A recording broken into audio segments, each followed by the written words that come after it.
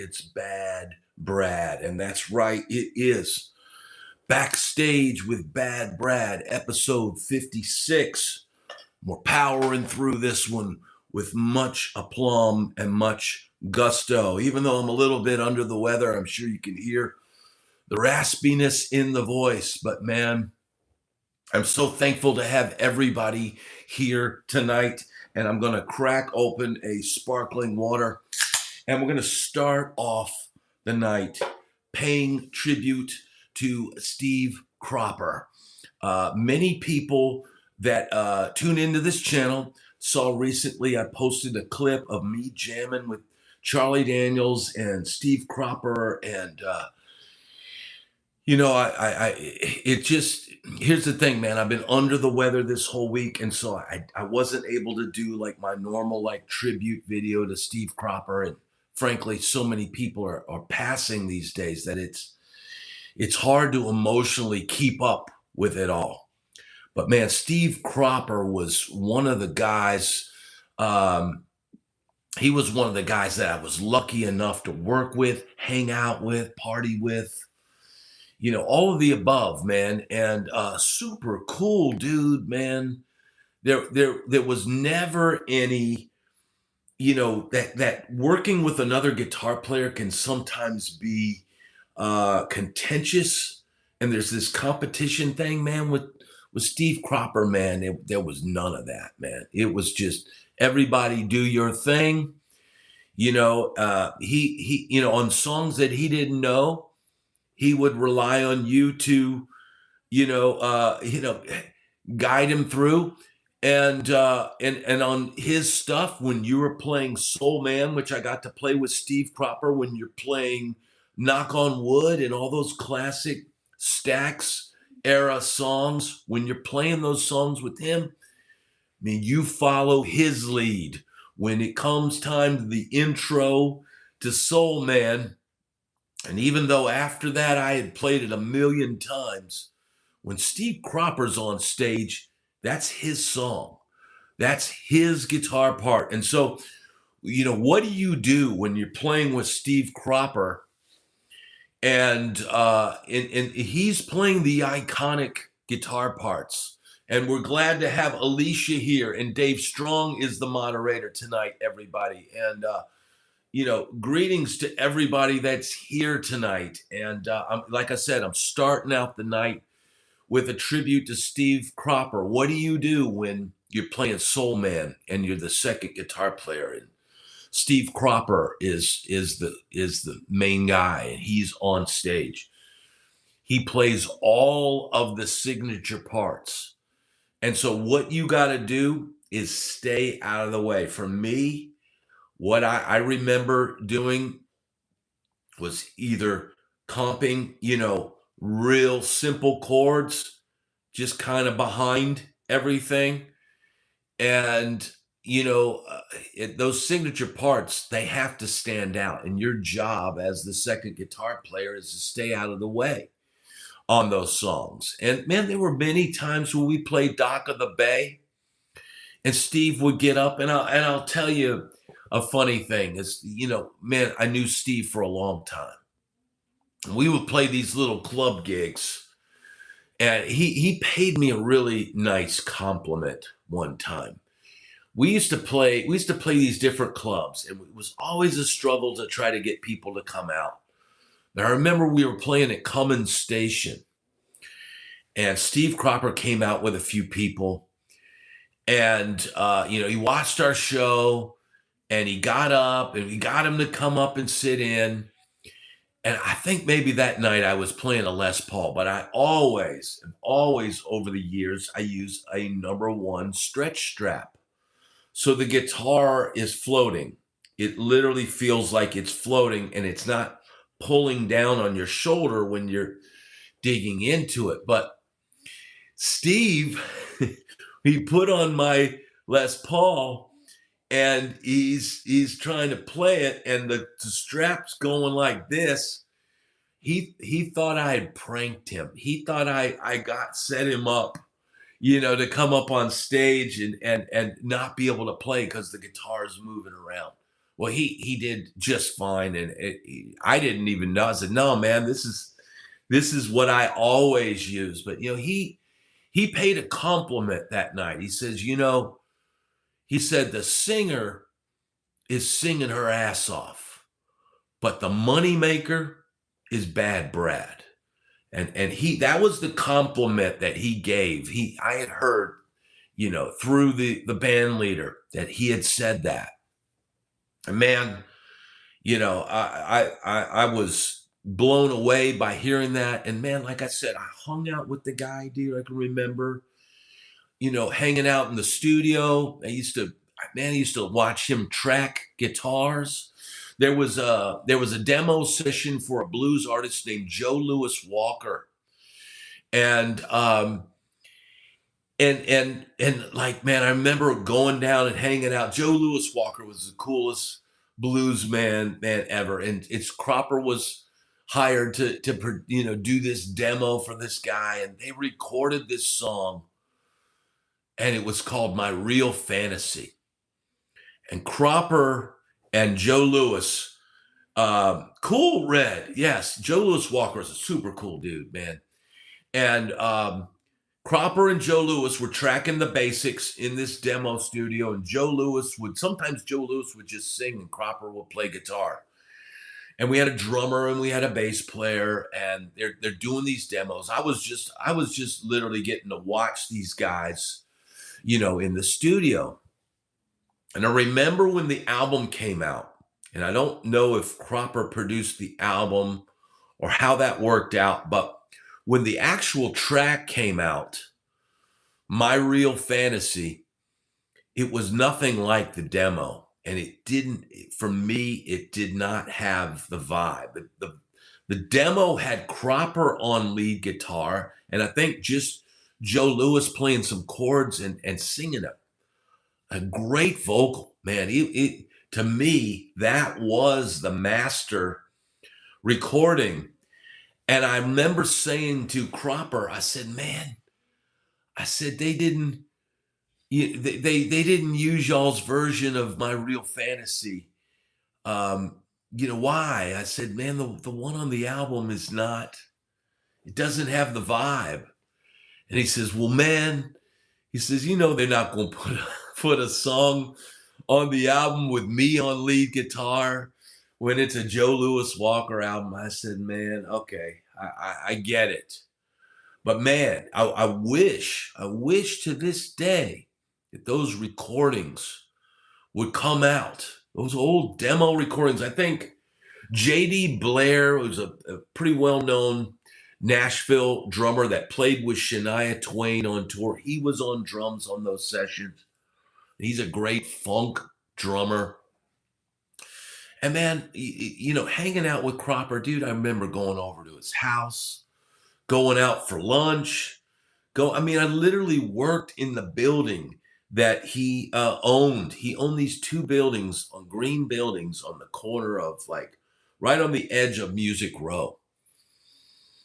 And so, man, for at least a year or so, seeing him almost every other day, dude, he would come in there. And man, he was we always say Cropper. That's what we always call him, Cropper. Hey, man, you think you can get Cropper to come out tonight? We would play every week. We would have like a gig with that band that we had at the time. And we'd always say, hey, man, can we get Cropper to come out? See if you can get Cropper. He says, I don't know, man. I'll call him. But every now and then he would come out, and the guys, we would be a mixed band, black and white. And the black guys in the band would always love the fact that they were getting to sing Dock of the Bay with the guy who wrote the song and played with Otis Redding and all that. And dude, thinking back on all of this, and I know I've been, talking about this for a while, and I will get to your questions and I will get to your comments. But man, it was the privilege of a lifetime knowing that guy. And it was always a pleasure hanging out with that guy. While the guy that was my connection to Steve, we had a falling out. And so I, didn't get to see Cropper for, a long time. Hadn't seen him in decades, dude. But I'd always followed him on Facebook, and I knew people that were working on his most recent albums. And I would always follow what he was doing. And he was the one guy that just kept going. He just kept going. He was 83 and had just put out an album, a year ago? Just been nominated for a Grammy. And I know he would still pop in and do gigs and stuff like that. And man, I never thought, it never seemed like he'd be gone, man. It seemed like he was unstoppable. He seemed like he would outlive us all. And man, I salute Steve Cropper, his memory, his family. Angel back in the day letting us into their home so we could see. He pulled out pictures for us because we were starting a record label at the time, and Cropper had a vested interest in that. And man, nicer people don't exist, man. Nicer people don't exist. I've never met anybody else that was as cool as that had done as much stuff as he had. It had no pretense, no ego, just loved to laugh, loved to tell stories. I would ask him stories about the different artists, and he would straight up tell you, man. He would tell you. I'd ask him about Keith Moon. He produced an album with Keith Moon. I'd ask him about Jeff Beck. I would ask him about Otis Redding. I would ask him about all this stuff, man. And it's an amazing, amazing opportunity that I had, and an absolute pleasure and a huge loss to the music world that Steve Cropper is no longer in us.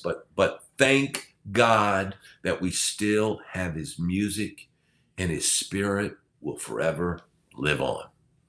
Thank you, everybody.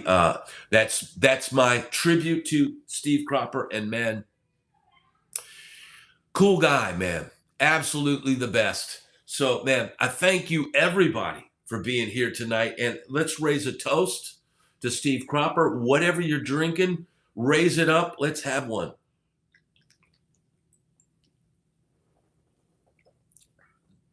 Thank you, Dwayne. Thank you so much, Dwayne. Man, so much. I could probably talk about Cropper for an hour, dude. Cheers to Steve Cropper. May he rest in peace. Man, I don't think there's a bad bone in that guy's body, man. He loved music. He was funny. He had experienced it all, man. And he was always up for something new. So look, man, he probably left behind more friends and touched more people than anybody in Memphis and Nashville combined, because he was an open book. He had an open soul. He had an open heart. Most people are not like that, man. Most people keep to themselves. They don't come up to you. They don't hang out with you. They don't have anything to say to you. And man, the stories that he would tell, man, it would be awesome. And I'm sad that I didn't get to spend even more time, even though I could say, dude, I probably hung out with him at least 30 times, dude. But man, it was just an incredible experience. So, but you know what? We got an incredible experience tonight. And man, you can hear I'm under the weather, but I'm here, dude. It's like I did a video today. I have not released it to the channel, but I talked about what do you do when you're sick? And you got a couple days to get over it. And then Friday night, you suit up, you stuff some extra cough drops and Kleenex in your suit pocket, and you go play your gigs, man. And so here we are. We're here playing gigs, man. Red is getting over, dude. This is the nastiest cold ever, dude. Me and Red probably have the same thing. Yeah, P-Funk, you nailed it, dude. He would lay down a groove. Dude, I never had, we here's the thing, man, and getting it's hard not to talk about Steve Cropper because he was just that guy. But man, when we did that cancer benefit, that some of those clips are coming out that I'm putting out. Dean, that's funny. Dean is asking, am I going to headbang tonight? Well, the night's early, bro. Are you going to headbang? But here's the thing, Scott, how you doing, brother? Both Scott Dunn and Scott Petrie, glad to have you here. Here's the thing about Cropper, man. We were having to play all these songs by these artists, and some of this stuff got dumped on us the day of the show. Imagine showing up to a gig, you're gonna go play some tunes with Cropper. Cropper says, "Hey, come do this thing with me, guys. You guys come play the thing." And we go play this thing. We get to sound check, and then all these songs get dropped on us. Hey, you got to play this, and you got to play that. And some of us, I might have had the songs beforehand. Cropper just showed up with his guitar. He had a twin reverb, a red knob Fender twin reverb, and his Cropper Classic. He at that point in time, this was 2001. He had a deal with Peavey, and Peavey made him a guitar. It was the Cropper Classic, and Cropper you just start playing, Cropper falls in. He doesn't. You don't go, hey Cropper, here's the chord changes. He don't want to see a chart. He didn't ask what the bridge was. You just play, and Cropper falls in, and he finds a part no matter what. And dude, we were throwing in some jazz changes on occasion and all that. And Dean, thank you so much for that. And I'm trying to hit the heart on that. But thank you so much, Dean. Thank you for getting the night started right, brother. Cropper don't ask about no chord changes. Cropper just starts playing, man. And just like I had to do when playing his songs with him, I got to find something else to do, stay out of the way, and play. Find a part and sit on it. And that's, man, you know how many young cats that I play gigs with, and they have no idea that their job is to find a part and ride it out. And I played with so many young guys, and the whole time they're just, I'm like, how am I supposed to predict what you're going to play because you haven't played the same thing twice, once? How am I supposed to come up with a part when you haven't come up with one the whole damn song? So Derek says, you better headbang tonight, Brad. Today's Randy Rhoads' birthday. Oh, my God. And it's Randy Rhoads' birthday. Oh, my God. Dude. How incredible. Man, you know what? This is why we do this. The Colonel, yes. Steve the Colonel Cropper. We used to just call him Cropper. Man, where's Cropper? Is Cropper coming tonight? I hope Cropper comes. We would always hope for Cropper to come because, frankly, we were always hurting for a crowd, dude. And we knew if Cropper came, he'd bring 2 or 3 other people in the business, and it would turn into a party. Memphis is mourning, I'm sure, Scott. Man, I don't know and Scott is in Memphis, and Scott is a guitar player in Memphis. Is there a statue of Steve Cropper in Memphis? There really should be. There really should be. It makes you think, man.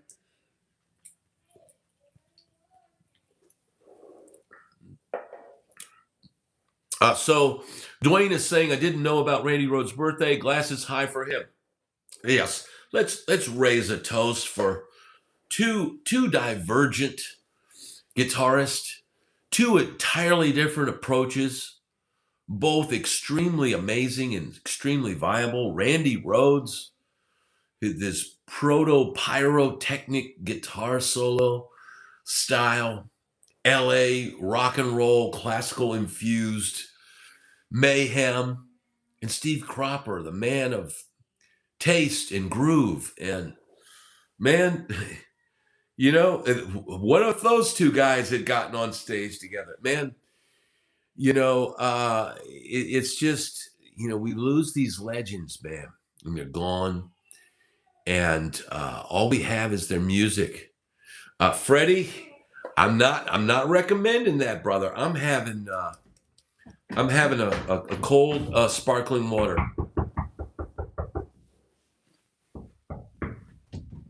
Yes, honey. Oh, we were going to show you something. Oh, we've got guests. While I was eulogizing my friend Steve Cropper. But come on in. You're here now. Mia wanted to show you. Okay, please be careful with this. He's gonna knock the microphone off. Okay. Please. Okay. Here is the ace. Okay. Look what they made, a gummy gingerbread house. Lego gingerbread house. And so they can see Ace and the Lego gingerbread house. Okay, and then Mia, what do you want to tell everyone? This is the Lego house of your dream. Okay. Can I eat it? You can. No, I don't want to, because I don't want to get anybody sick. Okay. I can have one of these gummies, though. Here. There you go. Gummies, bro. Yeah, I'm totally on the gummies. All right, y'all get the hell out of here. Okay. And take the dog with you. You can't eat this whole thing. You'll never go to bed. Okay. All right. It's like, as I'm mowing some gummies, bro. She wanted to be on camera. Yes.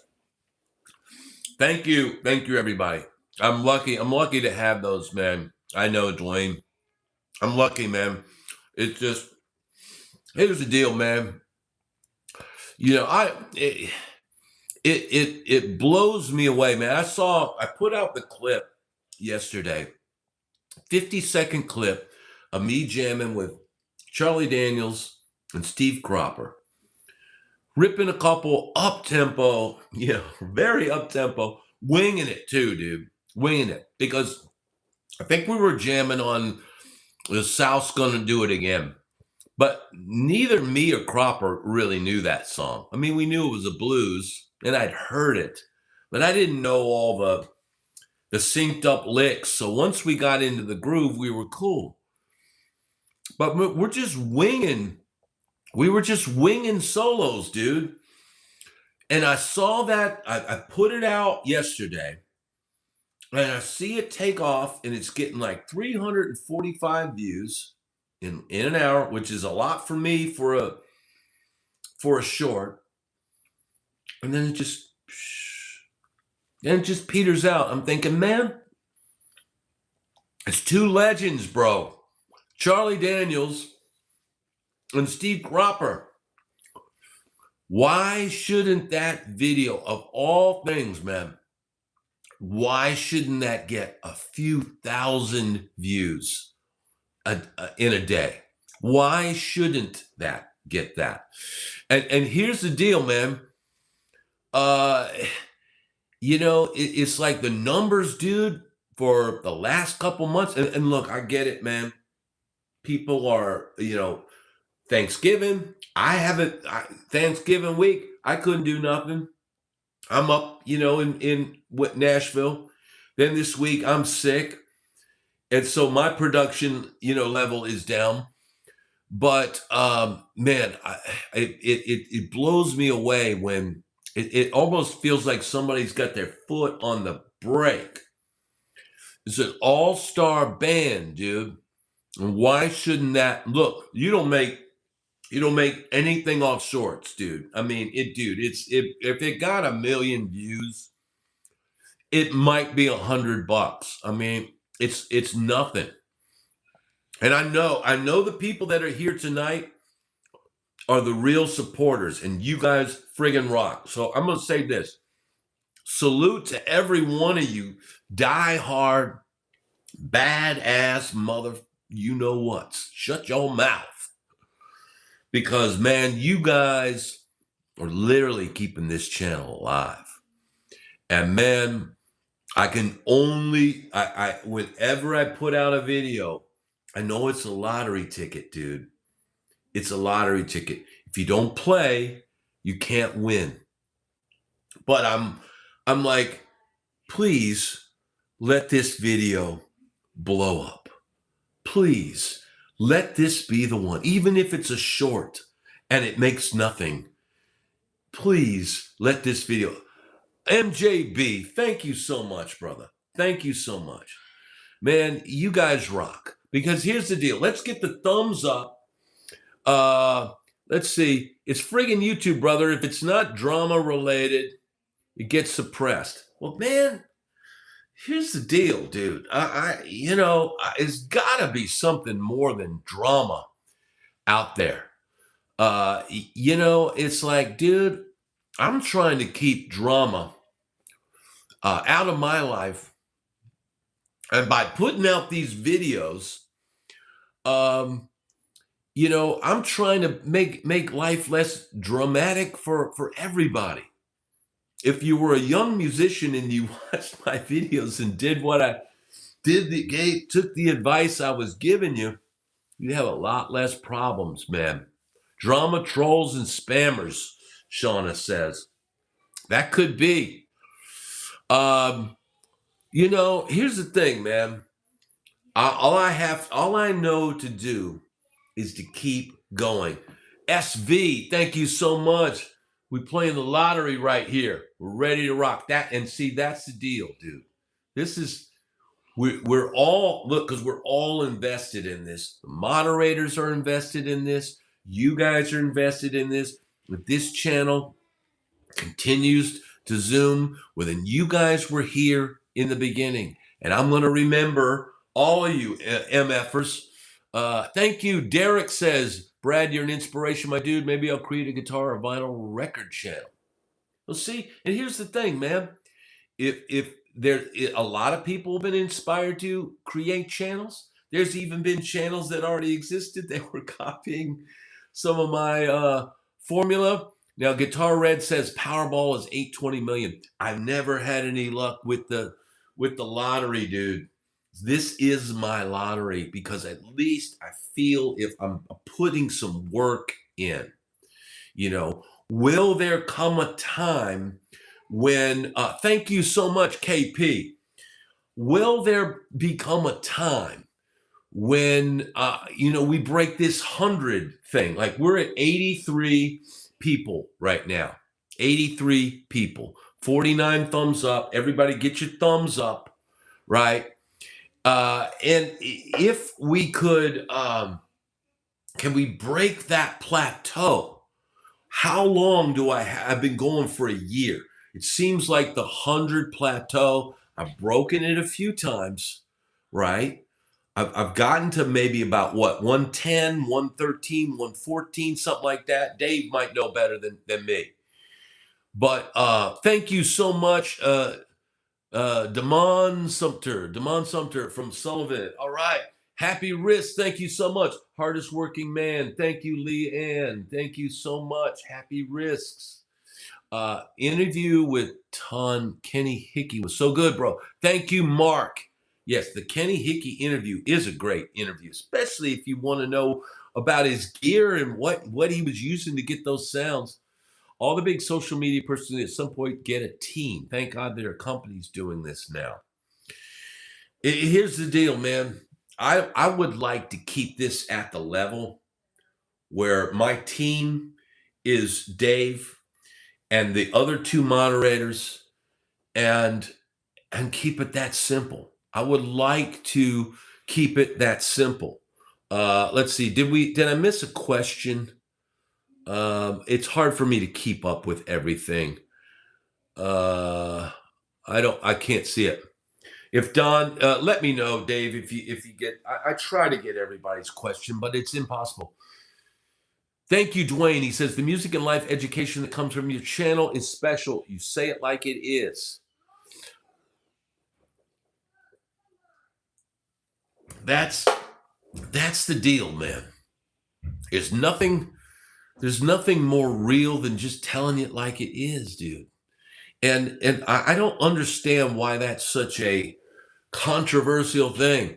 Thank you, Scott Dunn. Love the channel. Keep it up, he says. Maybe now that the second championship game is done, hopefully more people will tune in. Marley, that's true. You know what? It is college football right now. Does anybody really know what the question is? How can you know the question if you don't know the answer? My daughter loves to ask me math questions. So, like she's a quiz master, and she'll go, "Tell me the answer to this." And what is this? And I said, "Well, do you know the answer?" "Well, no." "Well, then how do you know what I'm telling you is right?" So, Stu Lipa, no question today, kind of a newbie. Thanks for your inspiration. Don, thank you so much. Thank you so much for that. So I guess the dogs won, the Georgia Bulldogs. I got a lot of guys in the country music business out of Nashville. It seems like they get all their singers and stuff from Georgia. It's like, oh, they get these Georgia farm boys and bring them up to Nashville and make them country singers. And the poor Nashville dudes out in Mount Juliet and whatever, they're just SOL, I guess. I don't know, man. It just seems like it's just overrun with guys from Georgia. It's like Luke Bryan and all those guys. Flint Tones, love your channel, Brad. I've been watching your walking videos in the morning. Thank you so much, Flint Tones. Marley says, keep going with this channel, Brad. It will. Thank you, brother. It will get better. Yes, I have no doubt, because here's the thing, man. These a lot of these videos, man, and I'm starting to pay attention to it now. They're evergreen content. I'm not. Even though it's December, I'm not pulling out the Christmas lights and doing all that for my videos. I'm going to shoot some videos tomorrow, if God willing. I'm not going to put a Christmas tree and all that, because I want people to watch this whenever they feel the need to watch it. I don't want them to watch it and go, oh, well, this was from Christmas. I don't, and I plan on doing some Christmas content this year if I can get it done. But, the sad thing last year, dude, was the Christmas content that I put out for this channel. Dude, that did the worst of all the stuff. I had a whole Christmas week thing where I put out a Jingle Bells and a remake of the Scrooge story and all of that stuff. And my Santa hat. I'm not. Look, man. I guess there's enough of that, and I'll put out something. I don't know if my wife did some baking of cookies today. Maybe I'll use some of that footage, and maybe I'll recut a Christmas song, and maybe I'll put out something specialized for Christmas. But man, I want to put out videos that can help people any day of the week. Doesn't need to be, it could be a year from now. It could be 2 years. People still watch Broke on the Road. People still, these videos get recycled, and all of a sudden something will catch, and they'll come back. So it's like, man, you can't, you put them out and they're out there.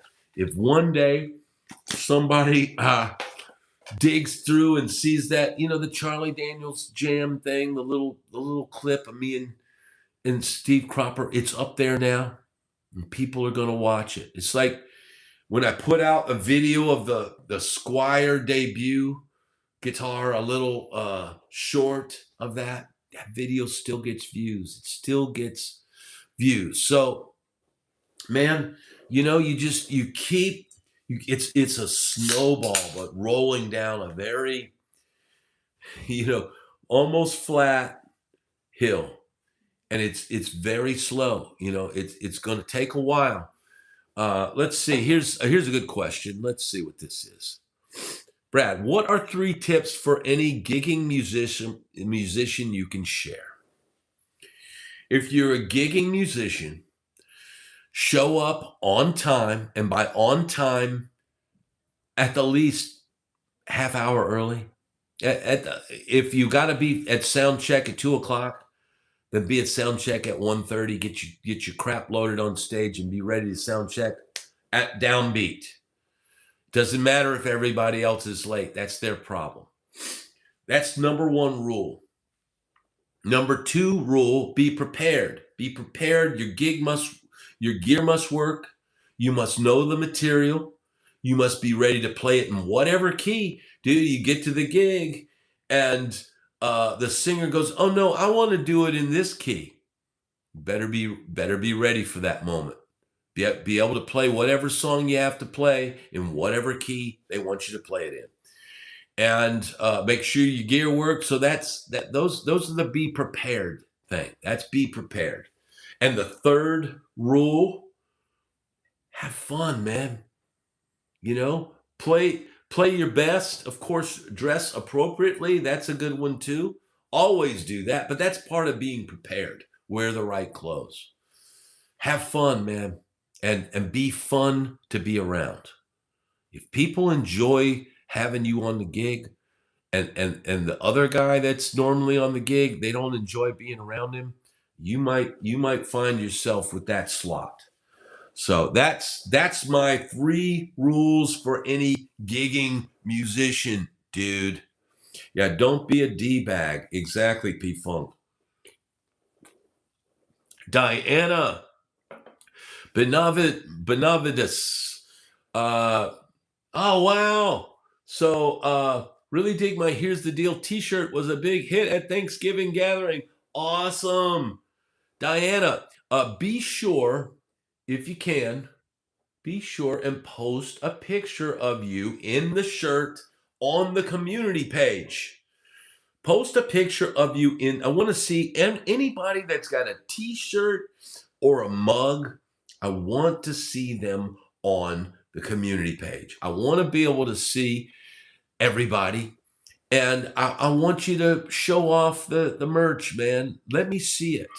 Because I'm interested. I don't have a Here's the Deal shirt. I need to order one. So Dave's got some stuff. Dave's got a mug, I think an Ace mug. Man, if you got that stuff, if you've ordered, because I know there's been a pretty fair amount. Leanne's got the Ace mug, still waiting her shirt. All right. Look, from what I understand, it takes a little while for this stuff to show up, but it does show up. And everybody seems to like the quality.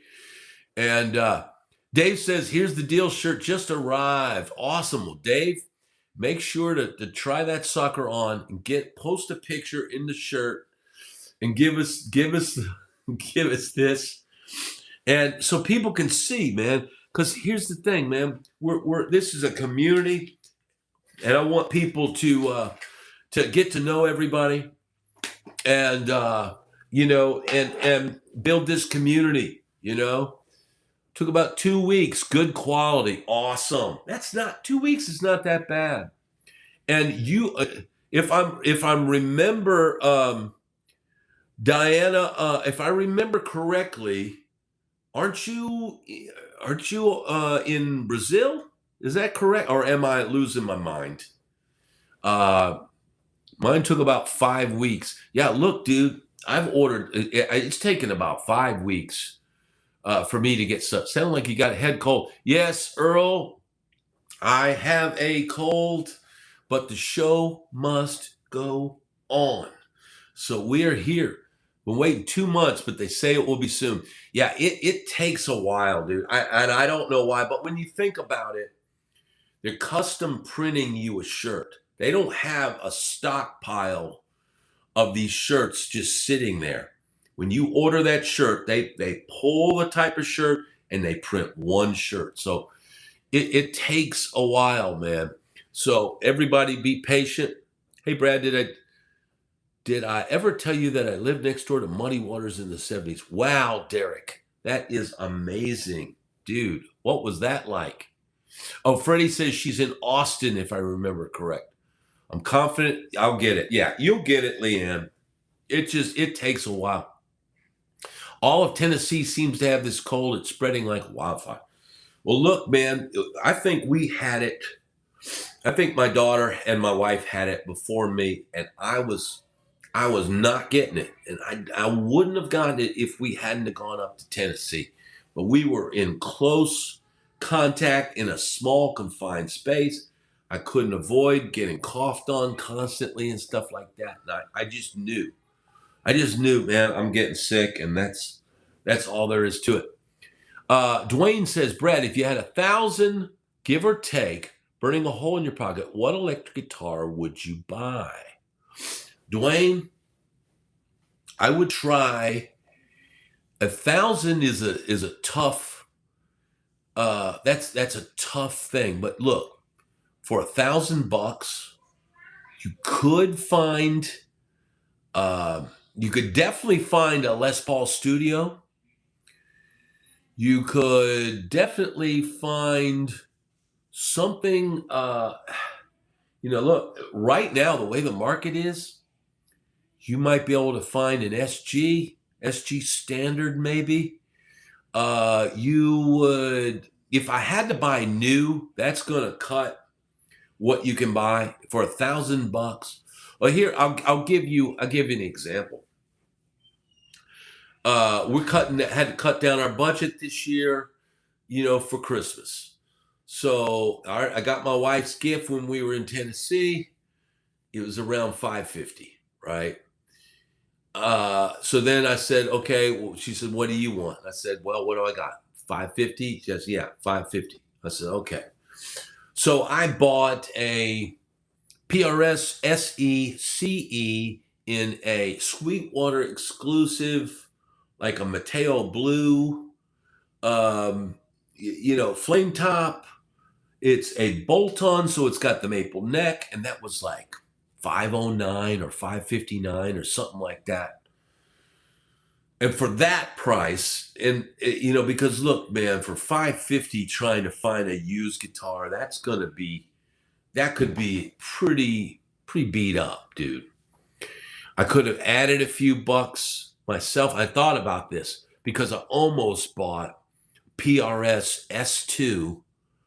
I found on Guitar Center used. I found it for like $1,200. It was a single cut, and it was a 2024, so it had the American pickups and the new tuners on it. That was like $1,200 with all the discounts and my $90 gift code. So I could have put some money together myself and gotten a USA made instrument. So I would literally go on Guitar Center used and do a search, and put a price in there. P-Funk. That's what we would do back in the day. $500 on a cool axe, and then $500 on supplies, bro. Yeah, those were the days.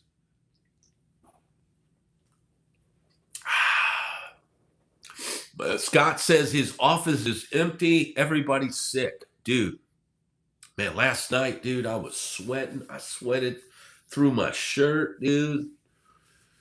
I'm gradually feeling better, but this is the kind of thing, once it gets in your lungs, it takes a while. Now, I'm not coughing up stuff anymore, so I consider that an improvement. But, man, yeah. I'm glad to be back down here in Florida, but here's the thing, dude. I'm going to get over this in the next 3 or 4 days, and then we've got to go back to the cold in a few weeks. So, man, it's sort of, this year is just that. It's just that. Next year, we're going to stay here. Next year, we're staying in Florida for the holidays. That's just all there is to it. So here's another thing you can get. You can get for about $8 something a Charvel, maybe a hardtail Charvel. Those things are great, man. So I would, if $1,000, I would look. That would be a good challenge. $1,000, what would I get? Well, you also have to think of what you have. Right now, what I'm lacking is a Floyd Rose. I only have one guitar with a Floyd Rose on it, and it's my old LA Zion Super Strat, and the bar's kind of wonky on it. So I'm doing everything old school style. And I'll tell you this, I got hit up today on Air Gigs. If you guys don't know what Air Gigs is, it's a site where you do sessions for people. People hire you to play on their songs. Well, I got a semi unusual request today. I had a guy wanting me to write an 80s rocker, song, a riff, for his lyrics. Here's my lyrics. I want you to write the music to fit these lyrics. And so I'm like, cool. I mean, this is this is something that I can definitely do. So I immediately started getting in my head, and here's another point to think of. The guy wants the DI, meaning the direct input guitar, so that if he wants to use a different plugin or a different sound, or remic it or reamp it or whatever he wants to do, he can do that in addition to the sounds that I record with. And at first I thought, man, how am I going to do this? What? But then the Helix Stadium has the ability to route the input, the guitar input, to different outputs on the back. So I routed one stereo XLRs out. That's my tone, and I routed another one direct out, boom, straight to the board. And now I easily did it. It literally took me 5 minutes to figure it out. And I don't know if any other piece of gear that I had would be that easy to do that.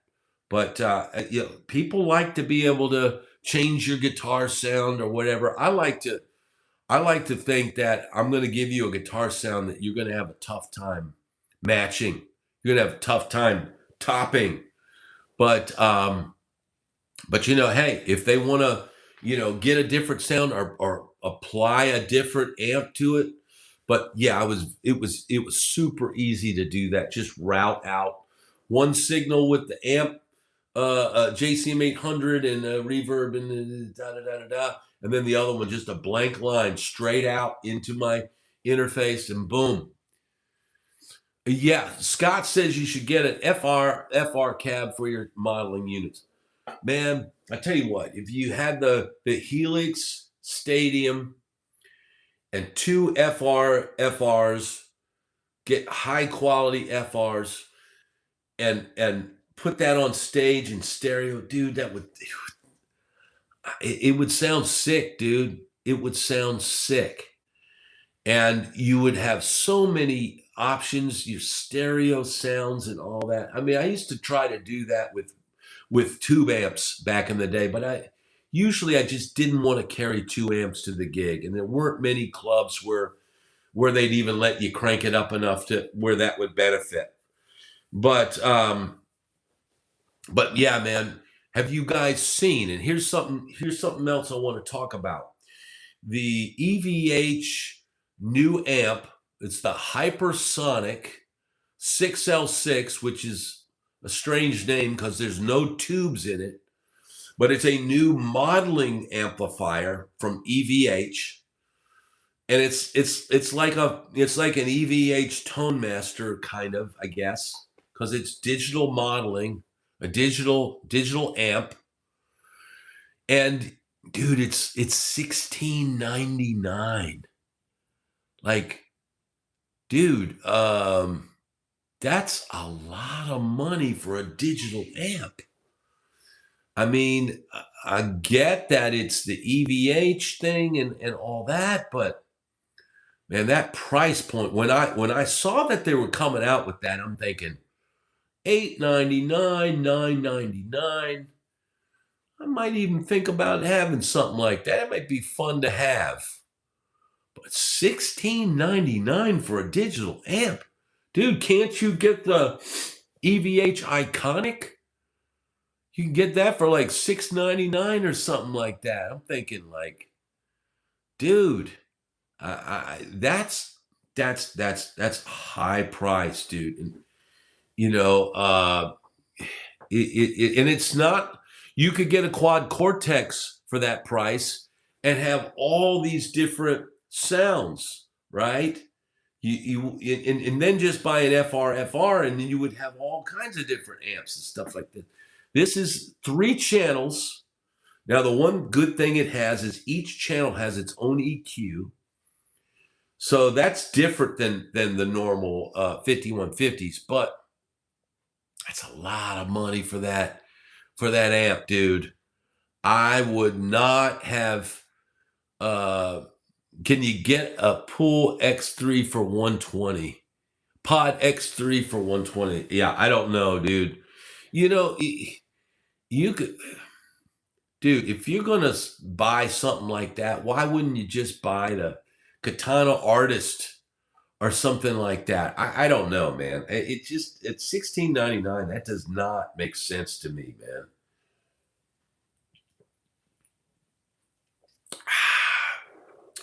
It's a lot of dough, Freddie B. It's a lot of dough, man. I don't know. Look, man. I know. You know, I would love it if some of these companies would, you know, EVH would send me stuff. But man, if they're sending me stuff to the demo and I know it's $16.99, I'm gonna have to tell you, that's that's a lot of money for that. That's a lot of money for that. Leanne, thank you so much. Rock and Soul Man, that's a family man. Yes, indeed. Very much appreciated, Leanne. Thank you. Let's see, what is? You can't only get the Bogner Line 112 used now, but cheap. Yeah, I mean, look, there's so many amps out there, dude. I mean, if I'm gonna spend $16.99 on an amp, I'm probably it's gonna have to be a tube amp, dude. I'm sorry, but there's a lot of amps out there that I would buy every day, all day, over that $16.99 digital amp.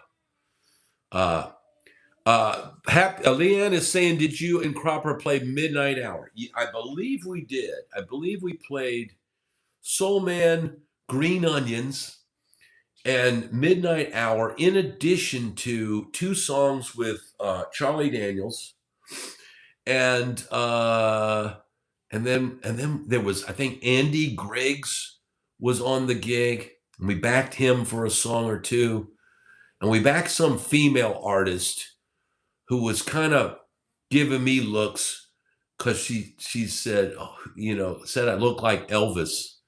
Who's this guitar player? He looks like Elvis or something. But man, you know, here's the deal, man. $16.99 for a modeling amp.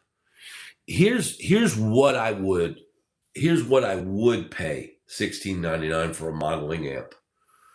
I would pay $16.99 for a Helix Stadium combo with the Helix unit inside it and powered stereo, right? And maybe no floorboard or whatever, but you can maybe control it with your phone or an external foot switch, you know, or something like that. And they would probably not be able to sell that at that price point because of the cost of the Helix Stadium.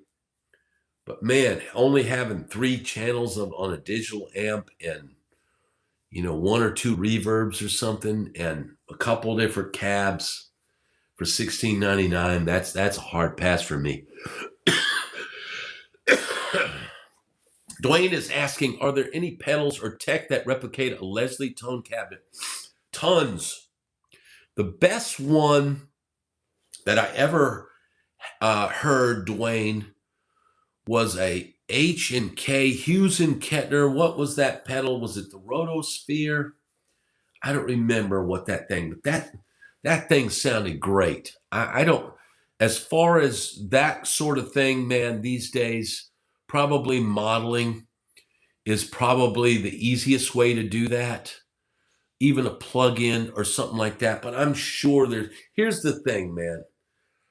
In order to fully do the rotating speaker thing, it's like you've got to at least be in stereo because it's got to move, right? And so that's why when you're doing it with modeling, and I put in a rotary speaker on the Helix, well, then I can put headphones on and I can hear that thing rotating and my signal going like that. But just a pedal into a mono amp, it's not going to really give you that. Brad, don't know if y'all have honey, but that helps. Diana, yes, I've been taking honey, man. I'll probably take some before I go to sleep, but for now, it's the Altoids, and we're powering through this, and you guys are making this a rocking episode, and let's get those thumbs up. And I'm gonna get my energy level up. So you know what? Maybe we'll do a little overtime tonight. I know it's getting late and all that, but you know this is good for me. Yeah, BD2 and a DD3 and a chorus vibe pedal. Well, man, you know, Freddie, essentially, man, you don't need to spend a whole lot of money on gear if you can play, dude. You know, nobody cares in the long run. No matter what pedal or guitar I play or amp, I still sound like me. Whether that's good or bad, that's not for me to determine. If I got called for the gig, then that's good. If I didn't get called for the gig, then you know, I guess it's bad. Yeah, I hear you, Freddie B. You know, man, I have to keep up with the gear because it's part of this channel. It's part of what we do on this channel. It's part of the tone quest, you know. And I don't normally drink Coca-Cola, but it's kind of like what we had in the fridge. So you know, you really don't need to have once you get a setup and a pedal board that works for you, man, keep it. Don't change it. I know people do that, but at some point you have to be happy with yourself, your playing, your tone, and all that. Now, I'm going to continue to cover gear on this channel. Some of it gets sent here for me to demo, and some of it I got to shell out bucks to do it. I know the Helix Stadium, it's already come in handy now because I got this session and I'm able to give the guy what he wants. He wants DI tracks. So he's going to get his DI tracks. And so there's a point where, you know, it's starting to pay for itself. It's going to get used, you know.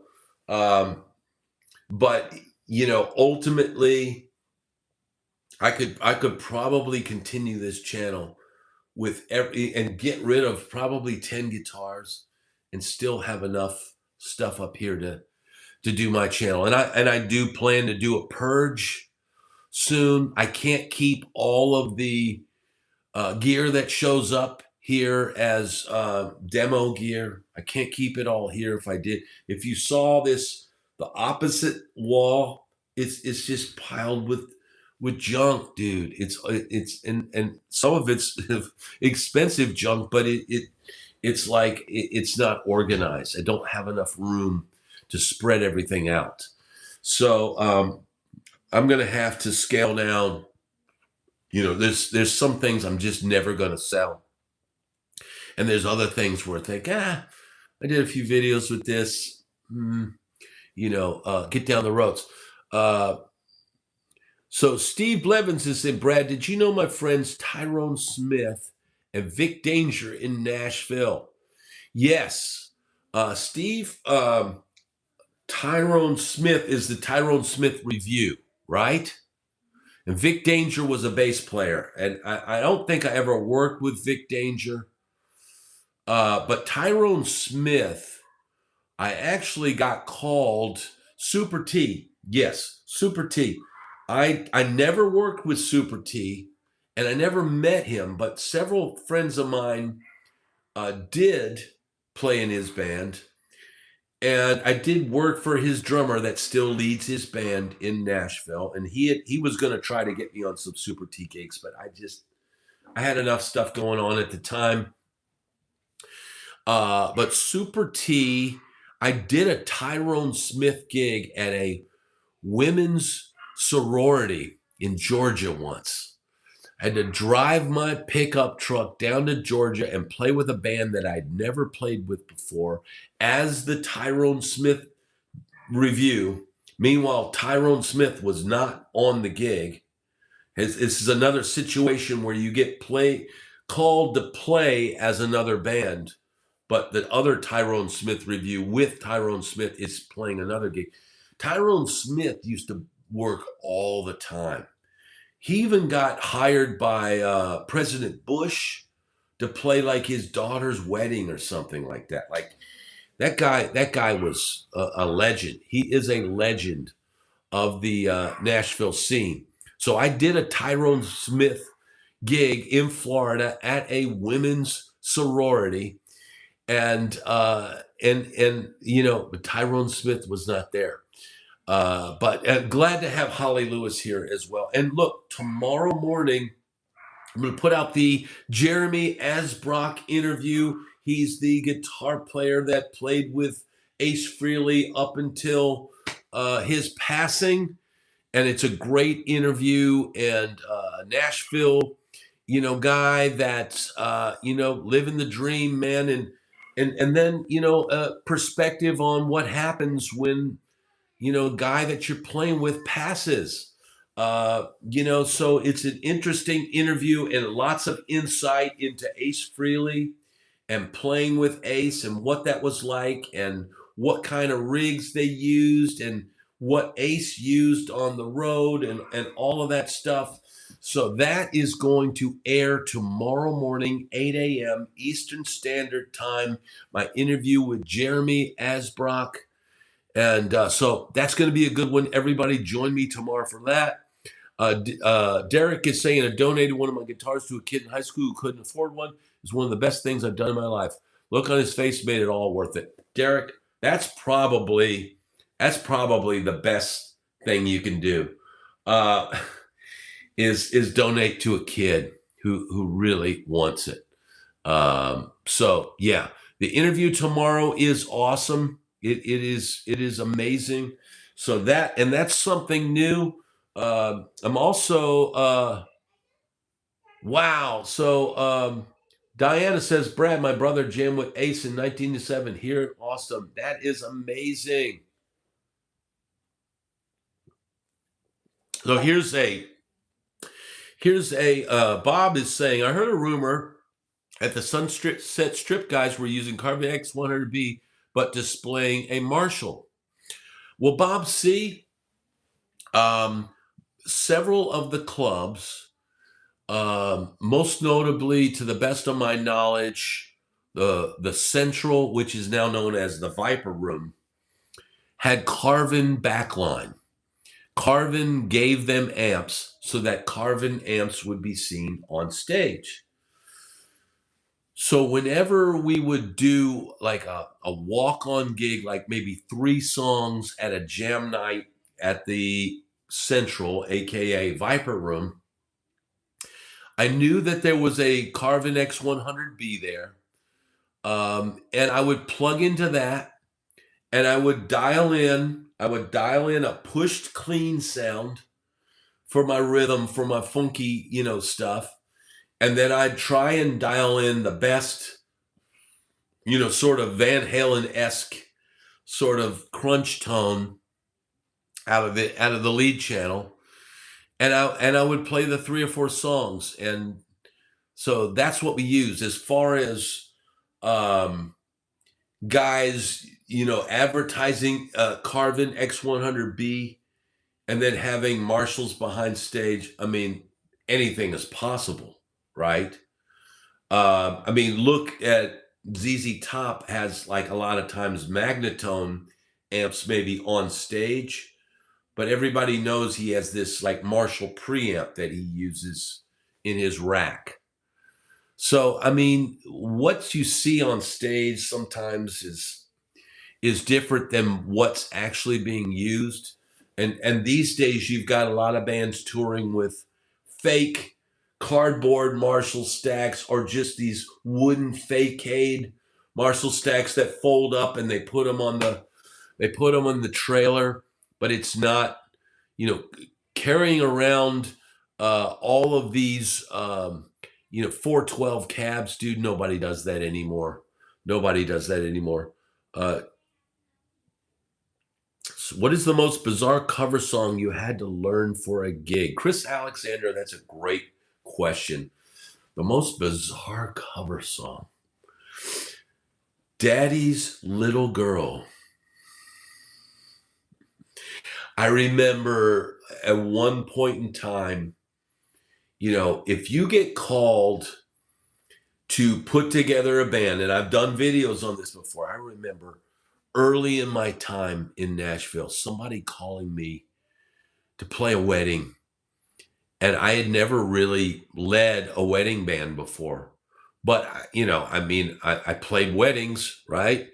Hillbilly, thank you so much. So Freddie says, God, that would be hell. Look, man, let's put it to you this way. This was probably 1996, right? And I get called to do this, wedding, and I allot enough money for everybody and the PA system, and I know that I'm going to make the highest amount of money that I've ever made on a gig because I'm the band leader.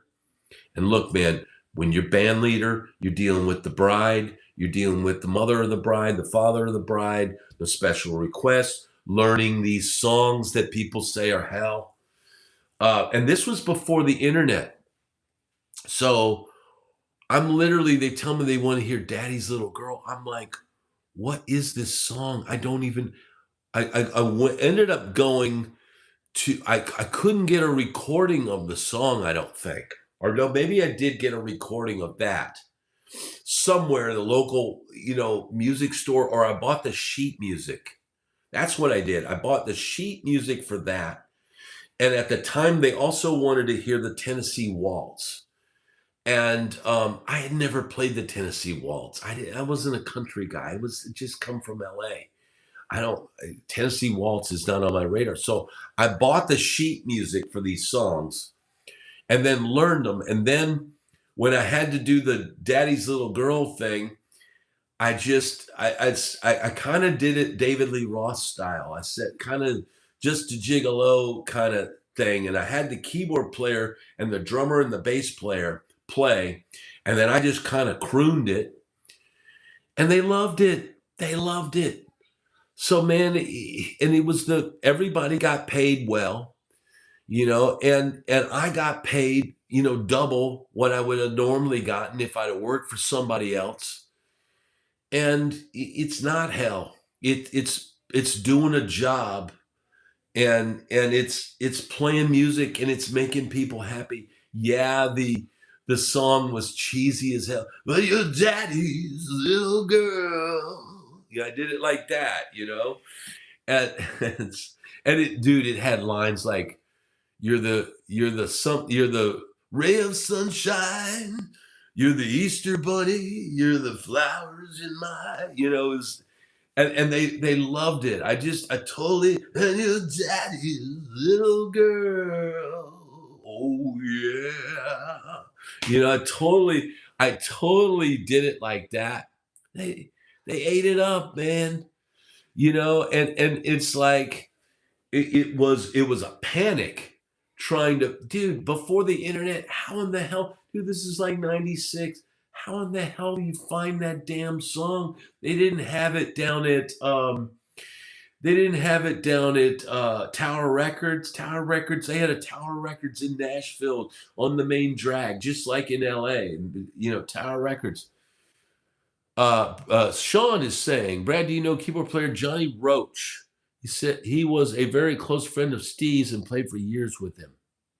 Roach. I don't know Johnny. I don't know Johnny.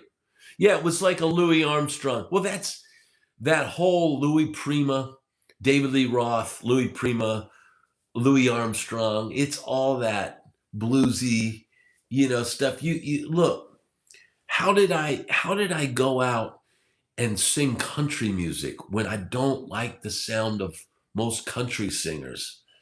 And I was struggled with that. How do I sing this stuff? Like, who can I sing like that can pull, do this? And then one night listening in my bunk, listening to my playlist and some Elvis stuff pulled up, or I downloaded a live Elvis album and him singing some country songs and stuff like that. I said, that's it. I'm just going to go out there. I'm going to belt it like Elvis, man. I'm going to bellow that stuff, dude. Big voice. I can't sing like Jelly Roll or the modern guys that do all the runs and stuff like that. But I have power. Paul, thank you for joining us, brother.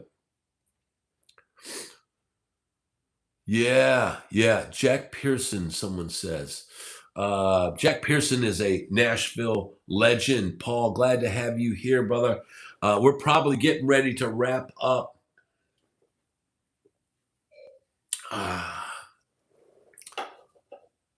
Holly is saying, loved your trip video back to Opryland Stomping Grounds. My first job was at the OG Nashville Palace as a busboy. Had to get promoted to server to sing with the band, where Randy Travis sang. Wow. Here's the thing, man. So many people in the comments of that area of town, and that's my wife said, oh, that's not far from downtown. To me, it's a million miles away from downtown.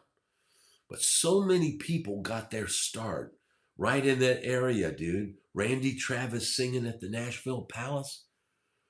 And he didn't, it wasn't like he went out to LA or whatever. He was a dishwasher.